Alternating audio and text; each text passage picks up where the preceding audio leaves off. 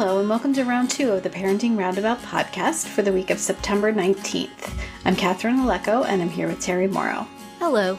Usually on this podcast, we talk about parenting issues, but once a week, Terry and I like to get together to discuss TV, movies, books, and other entertainment topics because it's nice to talk about something other than parenting for a change.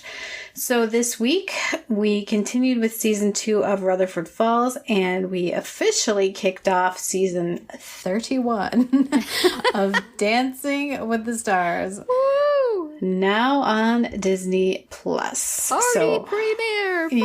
We'll talk about that first. There were 16 couples, and they really didn't have much time to do much more than have each of them dance, even though there were no commercials. Yes, I applaud that they got them all through with a minimum of nonsense, that Tyra was very subdued and was not allowed to waste a lot of time being Tyra. Right. However, I do have to wonder, what are they in a hurry for? When they started to say, we don't have time for the judges to talk, we're almost out of time. What? There's not another show coming on after this. It's streaming. You guys can go 5 hours if you want to. I don't want you to, but I don't think you have to make it on the dot of 10. Yeah. Or is somebody turning into a pumpkin at that point? Or it just, the first time they said that, I said, why? Right. Isn't that the point? Can't we take our time? Can't we not, hustle people off the stage? They only have the ballroom set for so long. The Teamsters are in the hallway. Wrap it up. Just to give us the flavor of the olden days when this was on network television. Mm-hmm. And now it is on Disney Plus. And if you read much social media, that means that 99% of the audience are not going to watch, even though it is my favorite show and I have never missed a show since the very beginning. I am not getting Disney Plus. Many, many messages like that. And I'm like, you could get it for 2 months. It really wouldn't be that hard. And, and your choice is Disney Plus. The show is on Disney Plus or it's not on. Yes, so. I believe that was the case. So, and the one nice thing about Disney Plus is that they had voting during the live stream, and at the end they sent somebody home instead of waiting for. I mean, I guess if you're the person who's getting eliminated, you would prefer to have another week on television. Right. But still, it's bad because if you do really spectacular, but you've already been voted out, it just leaves a bad taste in everybody's mouth. So, Jason Lewis, we hardly knew ye. Spoiler. But, yes. I guess I did that in the wrong order. But it was fun. Yeah. Yeah. There was a lot of cha-cha. A lot. A lot. Cheryl Ladd did the slowest cha-cha in the history of cha-cha, but good on her. But I think I counted 7. Yeah? Out of 16 were cha-chas. Well, I wonder if that's normal for the first week because it's relatively easy for non-dancers to pick up. Right. Comparatively easy. Right. Which is why then they're all of a sudden the guy's like, I have a legitimate phobia of dancing, and they give him the quick step. Yeah, that seemed unfair. Right. Yeah. That was Trevor Donovan, by the way, who most famous when you have to say that you're well known for being on 90210. Oh, buddy. Okay, it's been a while. And also I questioned his hair color. Yeah, one thing, see if you felt this too. I can't put my finger on what it is, but it seems smaller and kind of less sparkly somehow on streaming. I don't know why. If it's just the camera angles they're doing, or it seemed less, a little bit less, a little diminished. Right. But I don't know why. I can't say exactly why. I just felt that all the way through. That maybe it's, it could well be that my eyes need more sparkle. The far off shots as well. as they used to be. So less said about that, the better. But still, have they always had 16 on the first episode? Or did they add a few to make up for the lack of commercials? Yeah, maybe they did. But, as we went along, I was like, who am I going to vote? I ended up voting for, I think, 4 different people. Because, most of them didn't really grab me, I gotta say. Well, the nice thing was that you were able to vote for as many couples as you wanted to, up to 10 for each couple. So you didn't have to say, okay, I have 10 votes, I have to split them amongst these people. Right. I thought that for a while, and then I went, oh, wait, no, I don't. No. But you don't want to, give a whole bunch of people 10 votes and then the person you wanted the most leave. Yes. So right. There was 3 that I... So who are you most voting for? So wide-ranging wide-ranging group of reality TV people. Daniel. So yes. Daniel Durant from Coda, yes. who we talked about last week as dressed being very... like a highlighter. Yes, even down to the shoes. Even down to the shoes. That was his outfit was a little painful to watch, but he danced just fine. Yes. So I voted for him. I voted for Wayne Brady. I mean, the man is a Broadway star, so gotta respect. Yeah. And just fun to watch, obviously. Yeah. And then I did vote for Joseph because Daniela can, like you said, that was a fun dance. She can figure out how to handle these people. Yes. And I just would like to see more of what they might do. And he seemed to be having a good time, which is something I always enjoy on these. Somebody who's understands the assignment. Right. Which you couldn't say for all of them. And then I voted for Selma, too. Yeah. Me too. That was beautiful. That was a beautiful dance. I have to wonder, is there going to come a time where she's not going to be able to do something, but, she wants to do it. Right. And, what happens when it's a faster paced dance? Yes. Yeah. I have questions about the future, but that was a lovely dance tonight, and, who wants to go against that? Right. Especially when the we love Sasha too. So yes, I would love for Sasha to win sometime. Yeah. And so I gave Joseph, Selma, and Daniel 10 votes, and then I threw some miscellaneous votes to other folks, just for showing up. Right. I gave quite a bit to Wayne. I like him, but I didn't feel like he was going to be in any trouble. Yeah, no, he's not going to be hurting for votes, at least not right for away. Yes, I agree. But let's see. Who else in this cornucopia of star unquote? Yeah. I thought the judges were really mean. I guess they always are on the first episode. They were kind of mean. They really were. That nice. Vinny really kind of looked like shell-shocked after that. Oh, Vinny. Oh. Sorry. Yeah, I wasn't inclined to like him, but I just felt sorry for him after that. Yes, and I did too. You want to give the new pro a chance. He's got a big drag on him by the fact that his pro doesn't have a fan base. Right. So I think I threw him a vote. But it was when they were, spoiler for the results, when they were safe, they both looked shocked. Right. Wait, what? What? Oh. Are you sure? Can you say that again? I'm not sure I heard you correctly. And, I did enjoy Shangela and Gleb. That was fun. I mean, that was, sure. Definitely Shangela obviously is a performer and someone who knows how to work a room. So, good for her. Yes, she was enjoyable to watch. Yeah.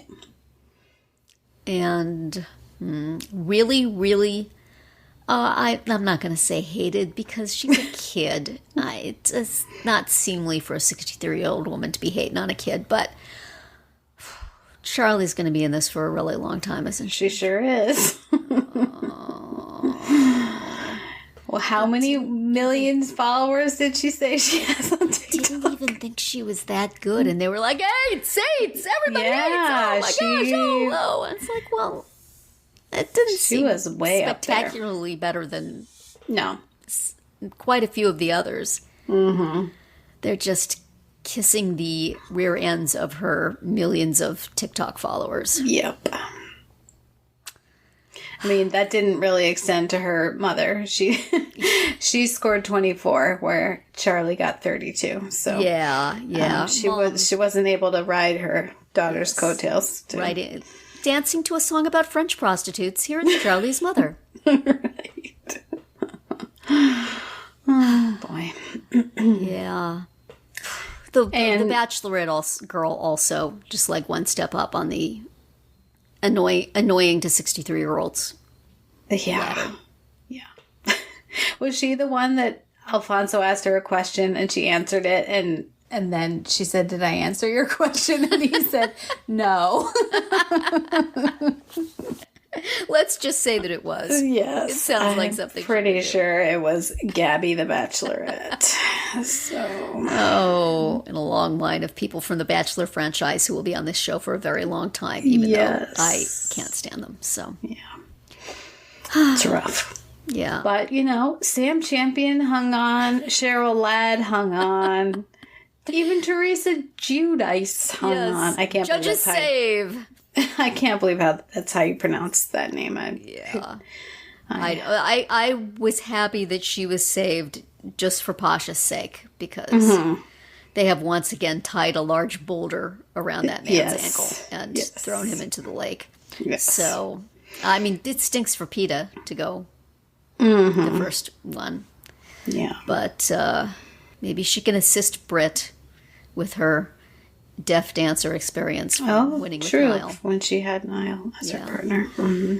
But I also am, kind of loving Daniel's interpreter, who was adorable and was wearing a tux when he was standing behind the judges. Right. When he's in the rehearsal room, he's just got like sweatpants on. But then when he's behind the judges during the live show, he's dressed for it. I wish I knew ASL, because if I could find out what he was really signing. Maybe if he ever signs like these guys are bozos or right. Probably not. I think that would be against his ethical code.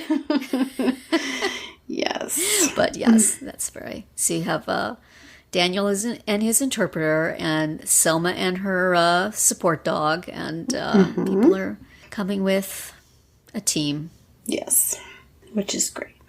And then just fine. A whole bunch of other people who did various degrees of okay. Mm-hmm. And they will all sort themselves out. Yes. Jordan Sparks had to go first. Yeah, that's fine. She did fine, yeah. I thought she would actually score a little bit better than she did. Yeah, but the first time itis, they were saving their high scores for Charlie.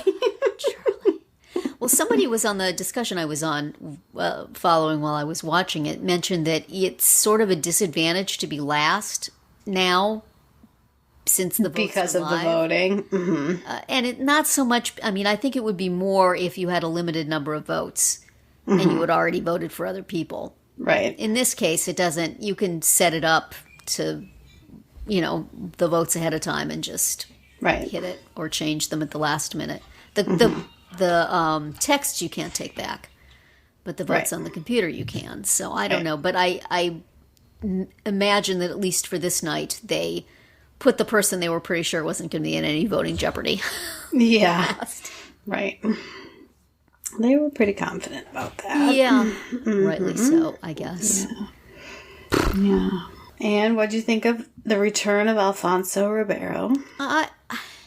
I think he's fine. He was a little. I wanted to tell him to calm down a few times there, but he did some of the things that Tyra has been doing in the past and did them less annoyingly than Tyra. And really, that's all.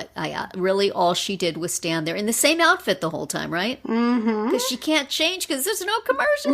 Right. It's just the two of them standing together look ridiculous. Which is why they send Alfonso up to the skybox Exactly. They right need away. to keep them separate because otherwise... Yes. You go stand somewhere else. Yeah. Yeah. So, but she was very subdued, I thought, and that's excellent. And let's keep that up, shall we? And we could just gently face her out.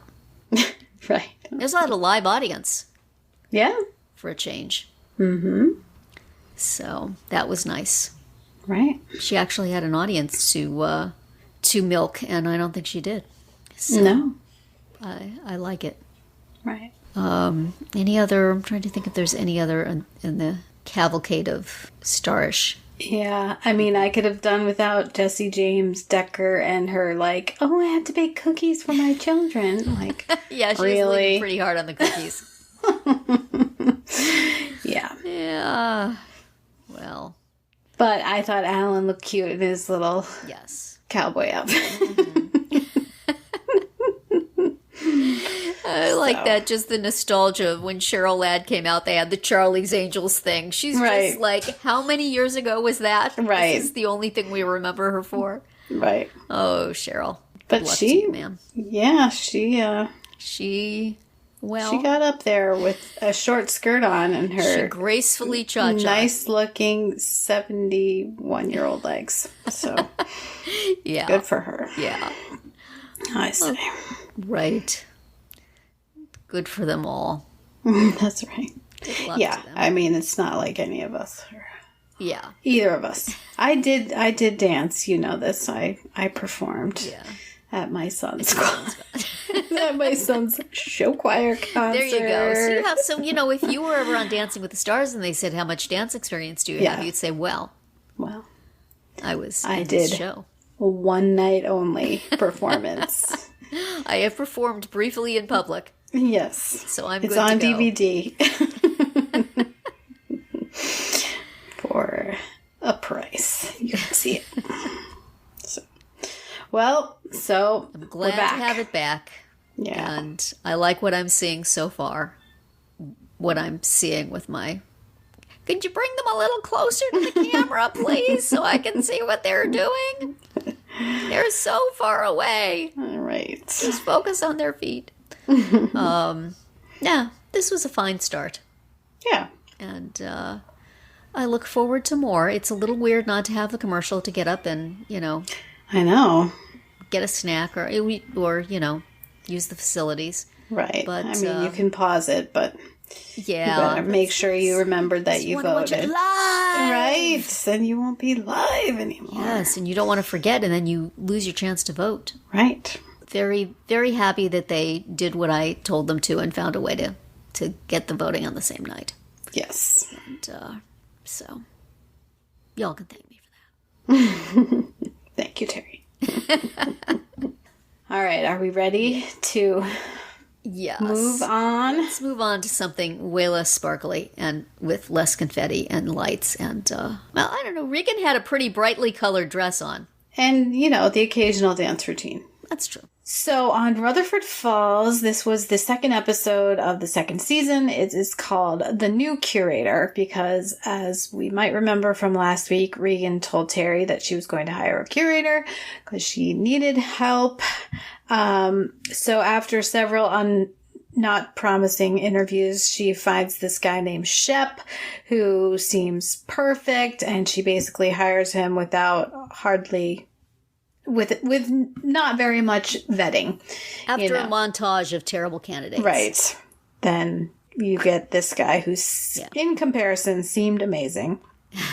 So, of course, we know he's not going to be because we've watched comedies before. We've watched TV before, yes. So, and indeed, it turns out that he is what's called a pretendian, or someone who pretends that they are a member of that indigenous community and is not, and we get to see Terry take him down, and I enjoyed that very much. I did too. I mean, he took in Regan, and then he took in Wayne and Sally, the two casino employees who are always giving Regan a hard time. They thought he was terrific, and then they all sort of at the same time realize Oh, this Yes, dude's fake. he used the word descendant, and that was what tipped them off. Yes. Apparently, that is not done.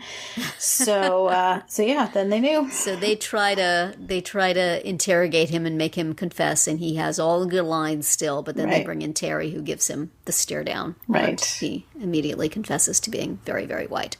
So. And then, of course, he fails upward by writing a memoir about how he was able to pull this off. So, Oh man, gotta love that particular brand of white man. Yep. White man taking advantage of his own He'll have a idiocy. podcast soon. Yes. And then she winds up hiring one of the people from the montage of bad candidates, who Right. she at least is pretty sure is who he says he is. Right.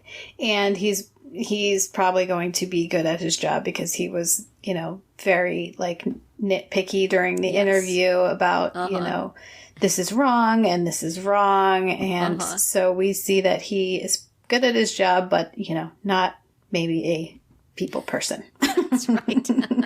Maybe needs to be in the back room of the museum. Yes, possibly. Yes. So that was one Nelson. plot. His name is the new Yes. guy.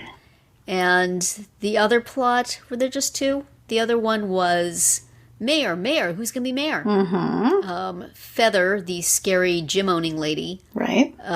tries to get Terry on her side with the, generous offer that if he doesn't, she's going to crush him. Or, make life very unpleasant. Right. Which is a sort of the kind of thing that Terry would normally do. Right. But he's getting it back at him. Not so fun. Right. And so he gets this idea that Nathan should run for mayor. Which we both predicted last week. Yes. But to his credit, Nathan realizes on time now what a bad idea that is. Right. Unlike last week when he realized too late Yes. that his big apology was mistimed and conceptualized. This time he knows right away this doesn't seem like a good idea. Right. And then Bobby runs various polls on his behalf and finds that if he goes by Popcorn Guy, which is apparently what on social media he is now from the podcast, Right. because he had offered Terry popcorn to pay the white man's debt, that he would probably win. And that he would be, Nathan doesn't want to be a joke mayor, but of course he would be a joke mayor. He would win. He would be the mayor. Right. But he does not want to do that. But as he and Terry are talking it over, he suggests an alternative possibility. That's right. Which you could pretty much figure out by the law of economy of characters. And indeed, he's proposing that Bobby That's run right. for mayor. And In a callback to Ben Wyatt yes, of Parks and Rec, who his character had been a very young mayor. yes, that's right. Let's hope it goes better for Bobby than it went for Ben. That's right. It did not go well for Ben. I think Bobby's got maybe a little more on the ball. Will be a formidable opponent, Yes.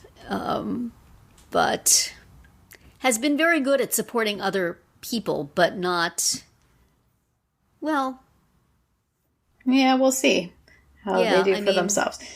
yeah, they did the poster with all the most obvious pandering things on it for the big senior project, right? Right. So, knows how to talk to the people. Well, and that was a thing that was discussed, knows how to say things that sound inspiring that mean absolutely nothing. Yes. Yes. Important for a small town mayor, I suppose. Important for any for- politician anywhere. Yes, any politician, So absolutely. that will be interesting to see how that goes. Right. They go to ask Bobby to run, and before they even know what they're being asked, Yeah, I'll do it, I'll do it. no matter what it is. Yes. Bobby is nothing if not loyal to Nathan. Yes. And also game for anything. So Right. that would be an interesting turn of plot. Right. We'll see how that goes. Right. And I am sad to say that Ms. Fish, Yes. the teacher who's obsessed with Nathan, is back. had a very awkward scene in which she was, trying to flirt with him. Mm-hmm. And he could not be less interested. Right. It is impossible. There is zero distance left for him to be less interested. Right. And yet she's just sort of throwing herself at him. And what is the purpose of that character? Have you any idea? I am lost. Somebody in the writer's room obviously thinks it's hilarious. And maybe they just like that actress, and I bear her no ill will. Mm-hmm. But yeah, it just makes me uncomfortable. Because it seems so much to be making fun of her. Right. There's no scenario in which she is a healthy person with an obsession. She's just... Yeah. I don't know. Maybe she should be mayor. Maybe she needs more to do. She's a teacher. She's supposed to be very busy being a teacher. Oh, honey. You almost feel like she's only a teacher because that allows her to have a once-a-year field trip to Nathan's museum. I do not know where they're... I mean, if they at some point go somewhere with that's worth going... Right. I will retroactively be okay with it, but right now it's hard for me to imagine what that is. I keep waiting each episode she's in thinking, is this the one where this will all make sense? This was not the one. Hasn't happened If they were waiting to season 3 for it all to make sense, alas. Too bad. Ms. Fish. Yes. We're so sorry. Yes. You are just a superfluous character. I mean, just there to make us think, wow, Nathan's so amazing. But apparently the outgoing mayor is still a little interested. Yeah. Don't get that either. No. But, yeah, okay. I liked her better when she was ticked off that they kept coming at her lunch to have a meeting. Right. And she couldn't have her lunch. She's gotten much softer, and I don't know. Yes. Good luck in your next gig, ma'am. Yes. So... yeah, so I didn't mind this episode. I kind of enjoyed this episode. This episode is pretty good. Yeah. Pretty predictable, but still good. Right. We got a little cameo from... smart sometimes. Right. We got a little cameo from podcast man Josh. That's right. Who is still friends with Reagan. Though, not that way. And got a little visit from Nathan's brother. That's right. Had a little lunch with him or something. And talked about how weird things were. Right. And how teenagers grow up fast. Yeah. Relatable content. That's right. So we will see what happens. Next week we'll continue with Rutherford Falls. It is the 3rd episode. It's called Aunt Sue. And of course, Dancing with the Stars, which is on Monday nights on Disney Plus. Live! And that's going to be it for our round 2 today. Please subscribe to our Parenting Roundabout podcast so you won't miss any of our episodes. We have something new for you every weekday. As always, you can find recaps, links, and an opportunity to comment on our website at parentingroundabout.com. Bye, Terry. Bye, Catherine. Bye, everyone.